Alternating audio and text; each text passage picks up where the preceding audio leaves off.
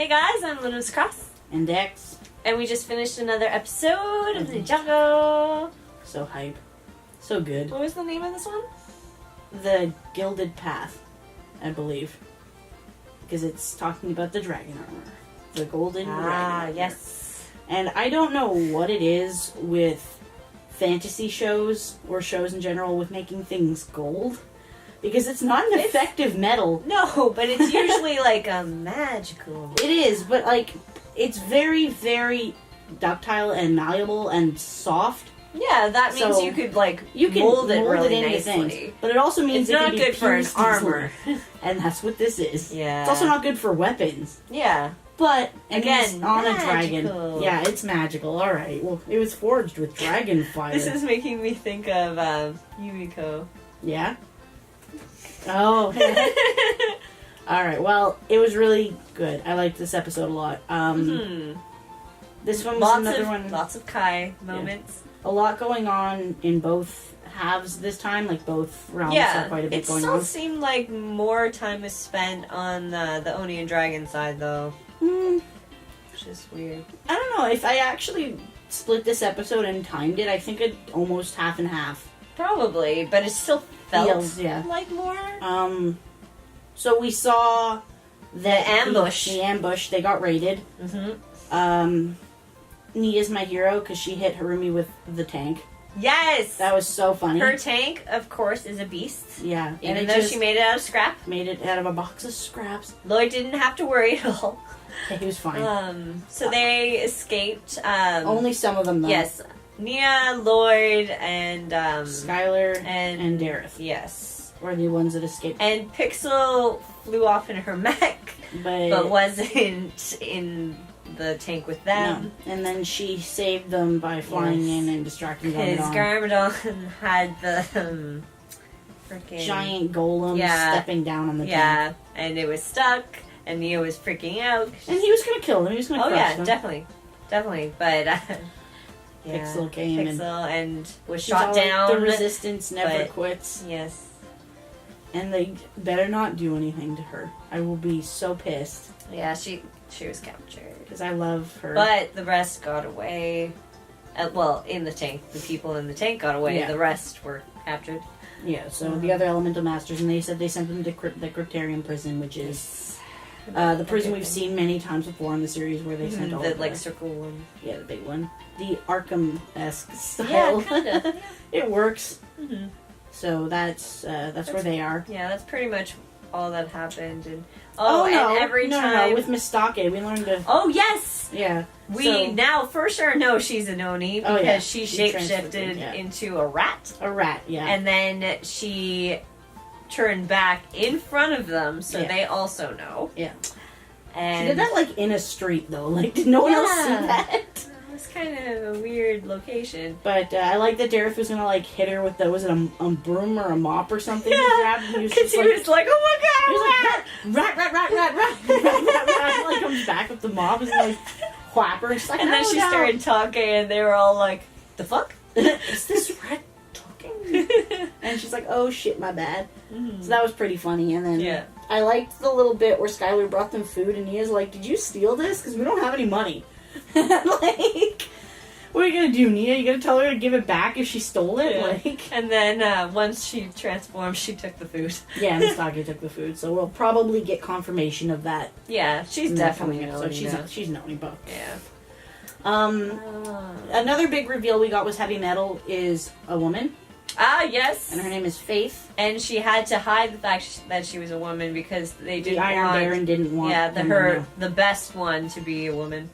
Sexist. A little bit, but... Oh well. And we actually got a really fantastic flashback with the first Spinjitzu Master and Little Wu. Yes, they were fishing.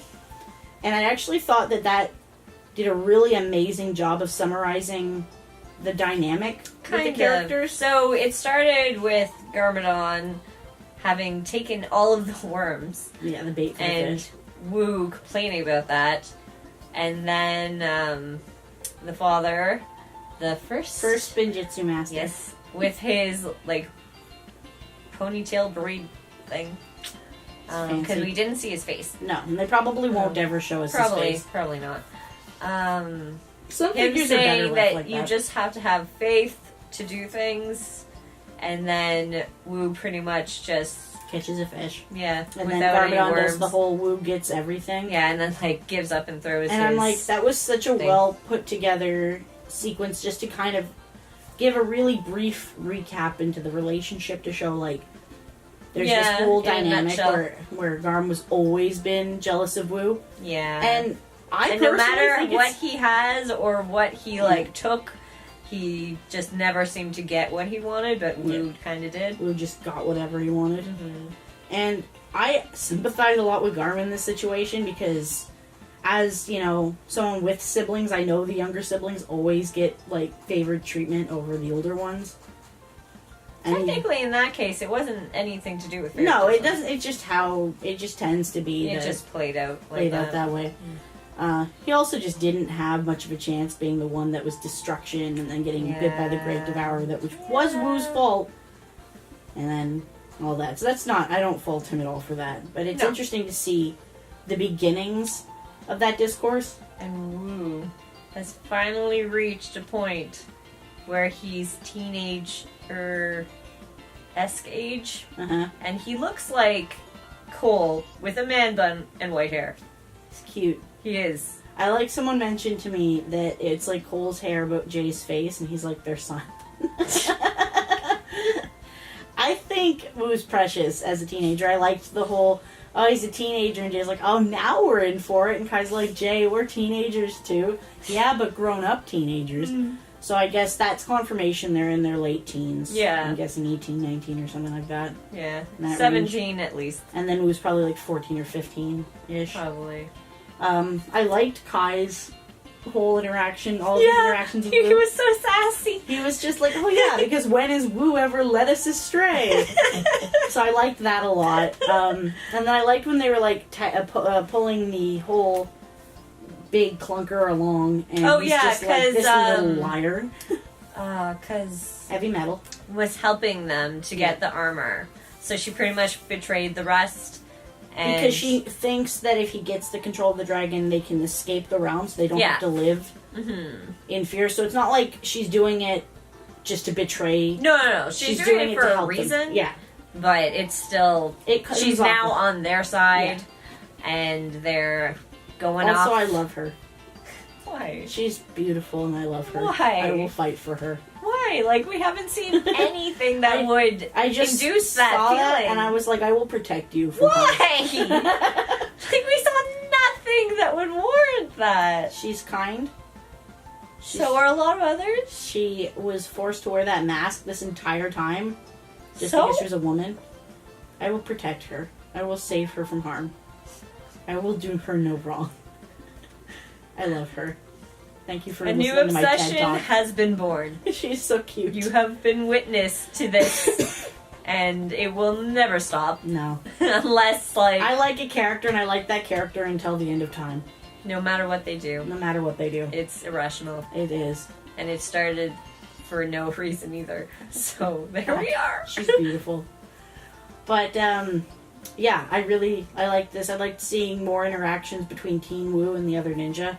Yes, that was and cute. I really enjoyed the Sassy Pants Kai. Oh, of course you did. What was that one where he was like, he's a liar? This little liar. Yes! Where he's like, in this little liar, because Wu's clearly lying. He has no idea where anything is. Yeah, he's just like, yeah, we're going that way. There. I have faith. Yeah, we're gonna just go that way. Yeah. And they're like, well, fuck it, I guess we're going that way. And they began going that way by pulling the thing, the like ship cover shut thing, because there wasn't enough room for all of them to go in. But other comrades from the town, it was Daddy No Legs and Muzzle. I think. Okay, sure. They found them, but they were taken care of, and they stole their like cover crafts. So now they have enough, and they zoomed off at the end of the episode. So they're going at more speed now. We'll see what happens. What do you think will happen next?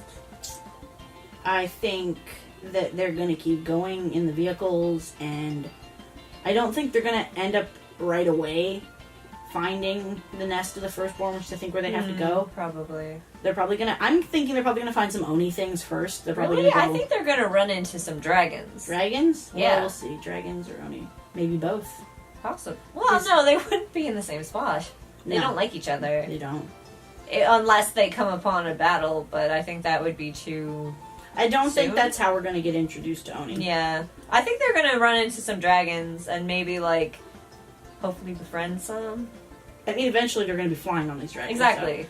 So they probably have to fly on dragons to get to where the armor is. Yeah. Well, it's probably in her nest or something. Yeah, they exactly. said she's protecting it. So. Yeah, so I think they're gonna find some dragons. We also liked the little flashback bit where we saw that it was her and the first Ninjutsu master together that made the armor, and that he flew on her back, and it was like yes, a respect thing. Yes. But then he left, and she's just been waiting for him to come back, and he's clearly not coming back. So we'll see what happens if she accepts Wu. Which, I mean, she accepted him, and he was also part Oni. So there is a chance that she can still accept Wu, even though he's part Oni. Potentially. But, I hope to see if, like, they end up being able to get other powers from the Oni side, like shape-shifting. Because I'm of the opinion that the shape-shifting thing was what, like... Because way back in Season 1 with Garmadon, I don't know if I mentioned this already. I don't know if you did on film. With the golden weapons, where he just forced himself to grow a second set of arms so he could hold them. He needed them. I think that has to have come from the Oni shapeshifting. Probably. Because he was just like, you know what? I need 4 arms. Because one for each. So I think that has to have been from that. That makes sense. So I'm excited to see if, like, Lloyd can shapeshift in any way, or if they get anything else from dragons. It'd be kind of interesting. Yeah. I don't know. So we'll have to see. Because we still don't know who Garmadon Wu's mother is. No. So we have no idea how diluted the Oni and Dragon is in Lloyd. Because, I mean, he could be like 50-50, he could be like 12.5 and 12.5, like we have no idea what. That's true. So we'd have to get some confirmation on who the grandmother is. You know, figure that shit out. So, I think we're gonna go watch the next episode now. Oh, I'm so sleepy. We're gonna go watch the next episode now. So until next time, guys. Hopefully it will be after I sleep. Yeah. Bye. So, bye.